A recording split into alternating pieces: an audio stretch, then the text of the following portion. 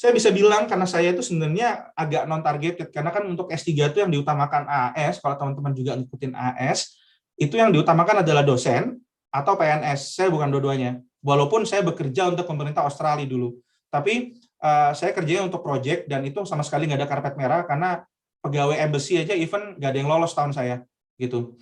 Jadi sama sekali nggak ada penspesialan, dan saya bukan Jadi maksud saya kenapa ngomong kayak gini, saya nggak bilang bahwa yang PNS lebih gampang, enggak, tapi mencari motivasi ketika balik mau ngapain itu jauh lebih susah.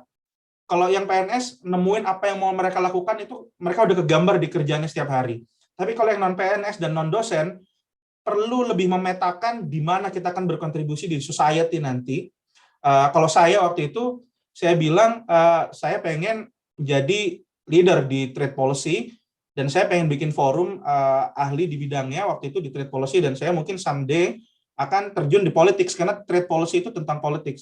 Siapa memproteksi siapa, teman-teman sering dengar lah, impor pangan itu highly protected, melindungi cukong-cukong, barangkali kalau teman-teman sering dengar. Jadi trade policy itu highly politics, dan saya emang punya aspirasi. Sejujurnya saya ngomong itu di interview saya.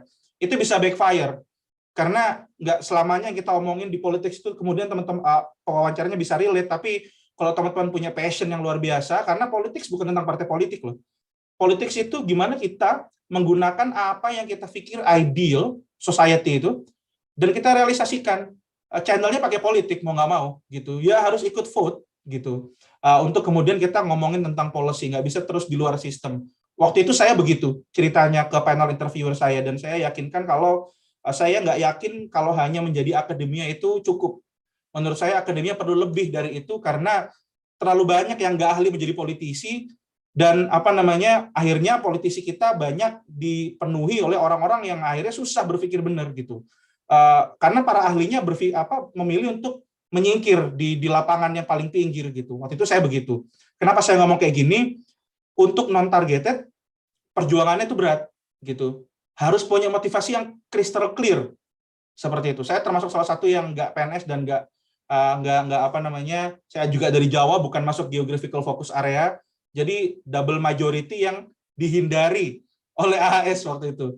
Walaupun nggak ada kayak gitu, cuma kalau ada orang yang sama kayak saya dan itu dari daerah lain atau dari dosen atau dari PNS, most likely mereka akan memilih yang lain gitu. Saya merasa itu kalau non targeted. Saya nggak pernah bilang kalau yang targeted lebih gampang perjuangannya ya, nggak, sama aja beratnya. Cuma intrinsic motivation-nya harus lebih kuat lagi kalau yang yang non targeted gitu. Dan jangan pernah bilang di interview nanti, misalkan kenapa pengen keluar negeri, pengen sekolah di kampus internasional, pengen bikin network internasional, percaya sama saya itu nggak akan berhasil. Perlu spesifik. Kampusnya punya pusat studi, kalau saya perdagangan, memang di ENU ini perdagangan internasional.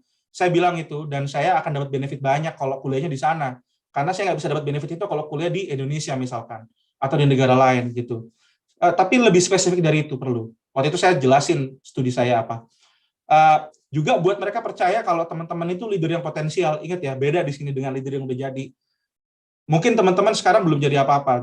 Therefore, kita perlu beasiswa ini untuk meningkatkan kualitas diri kita. Tadi udah disinggung sama Mas Adi dan segala macamnya, bahwa pendidikan ini penting gitu. Beasiswa ini adalah seperti upward mobility gitu loh. Yang tadinya kita bukan siapa-siapa, tapi dengan pendidikan ini kita berpeluang untuk menjadi someone, dan ini terjadi nggak hanya yang S3 atau S2, even anaknya petani bisa S1 kemudian bisa jadi politisi hebat di Senayan gitu kan, atau itu kan success story dari pendidikan. Kita adalah bagian dari kereta itu gitu loh.